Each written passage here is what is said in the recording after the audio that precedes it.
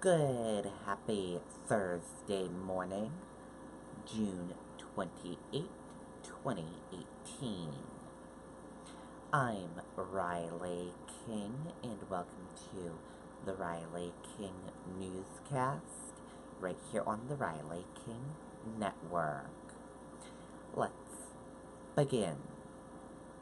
First up, New Hampshire Attorney General says all state employee union deductions must stop.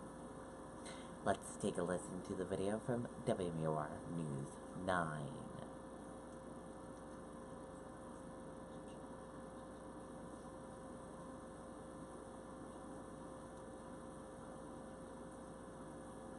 Hospital has 3 midwives on staff, but people still ask, what does a midwife do?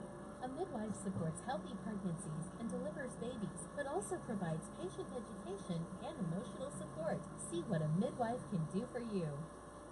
In a 5-4 decision, the U.S. Supreme Court rules that government workers cannot be forced to contribute to labor unions that represent them in collective bargaining. This is a huge win for public sector workers. As someone who's been a state employee, I know what it's like to have people working for me who are forced to pay a union that they strongly disagreed with.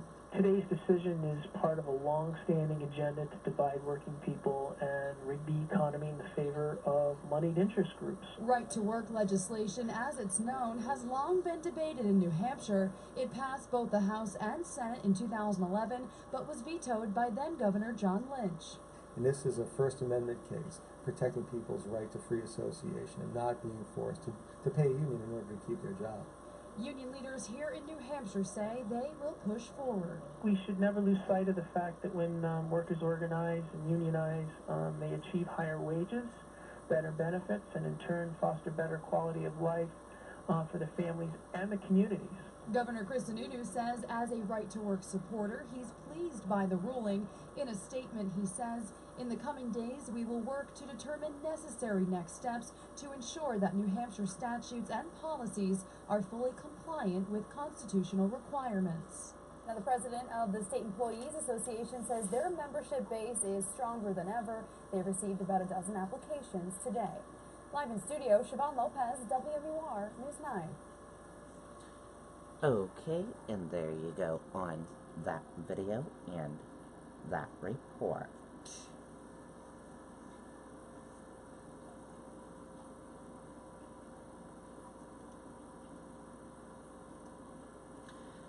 Police investigate triple shooting outside Boston home. Let's take a listen to the video from WCVB Boston.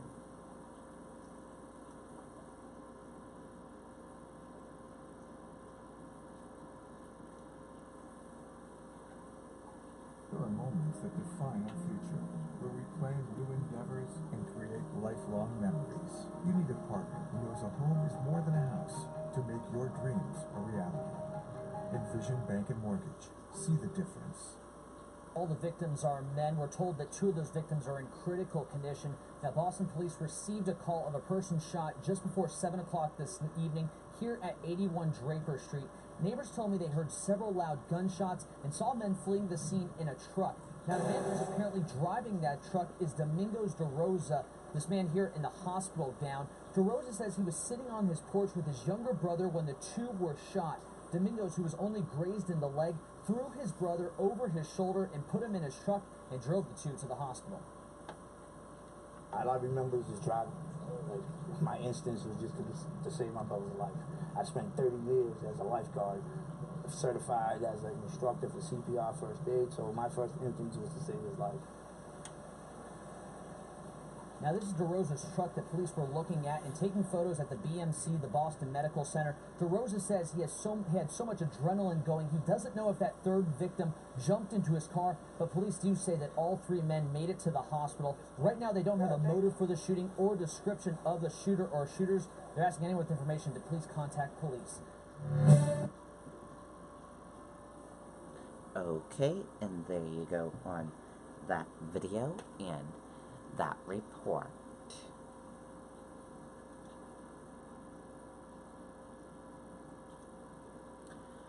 One person hospitalized after stabbing in Sanford. Let's take a listen to the video from WMTW News 8 Maine.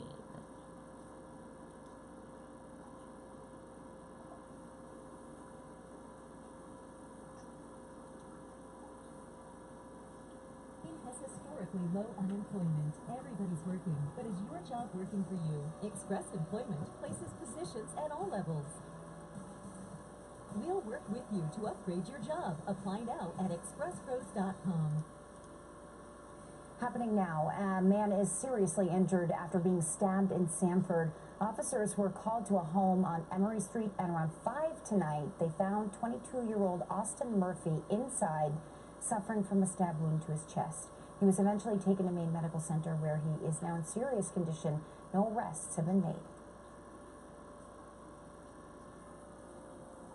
Okay, and there you go on that video and that report.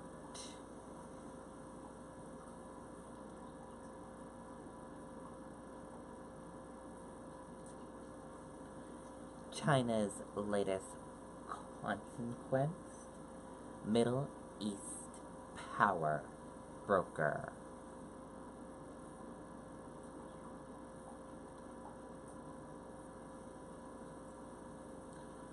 For 3 millennia, the attentions of the Middle East have swayed from east to west and back again.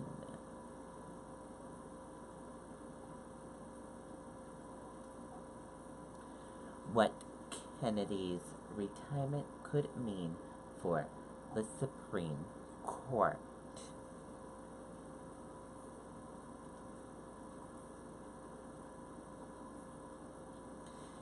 Let's take a listen to the video from ABC News.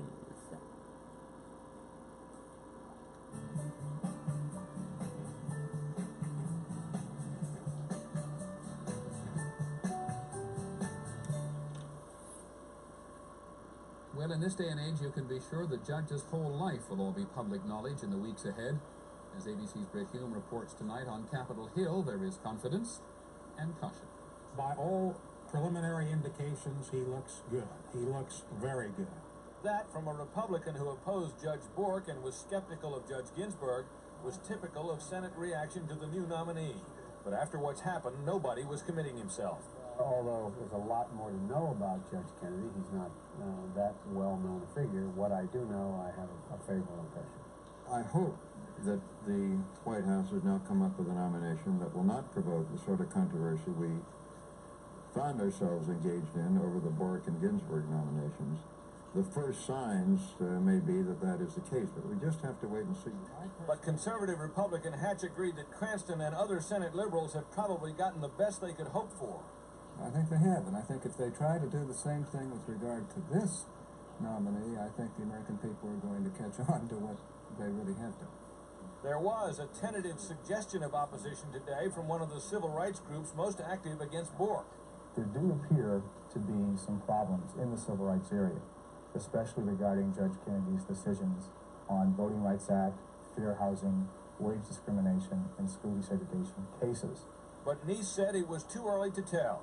As for the possibility of conservative opposition, the Senate's Mr. Conservative, Republican Helms of North Carolina, said Judge Kennedy had telephoned him just after the president's announcement. Helms pronounced himself encouraged by their brief talk and said he hoped to support Kennedy.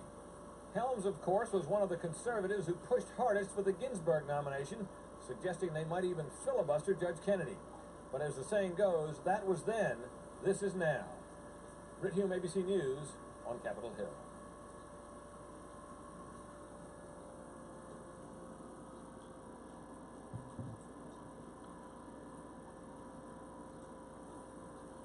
And there you go on that video. And also the announcement of Supreme Court Justice Anthony Kennedy's retirement set off immediate reactions from both sides of the aisle on the impact of the upcoming debate to replace a justice who has traditionally been the swing vote on the bench. And that does it for the Riley King Newscast right here on the Riley King Network. I hope you all have a great rest of your day, and I'll see you back here later on today for another newscast. And I'll have a news report coming up in a little bit. Goodbye, everyone.